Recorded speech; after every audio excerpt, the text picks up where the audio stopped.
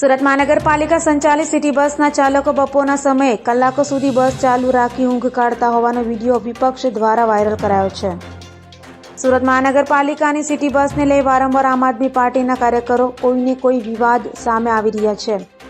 ત્યારે આમ આદમી પાર્ટીના કાર્યકર દ્વારા હાલમાં એક વિડીયો સામે લવાયો છે, જેમાં સુરત મહાનગરપાલિકાની સિટી બસો બપોરના સમયે કલાકો સુધી ચાલુ રાખી ડ્રાઈવર ઊંઘ કાઢતા હોવાનો આક્ષેપ કરાયો છે। નાકરે નારાયણ કોઈ અજાણી વ્યક્તિ બસમાં ચડી ગિયર પાડી દે તો અકસ્માત સર્જાય તો જવાબદાર કોણ તેવા સવાલો પણ આમ આદમી પાર્ટીના કાર્યકરે કર્યા છે। તો સાથે સાથે બસોમાં કઈ જગ્યા પર ડીઝલ પુરાવાય છે તે પણ આજ દિન સુધી જણાવાયું હતું અને બસ સંચાલકો ગુંડાગીરી પર ઉતરી આવતા હોવાના પણ આક્ષેપો આમ આદમી પાર્ટી દ્વારા કરાયા છે।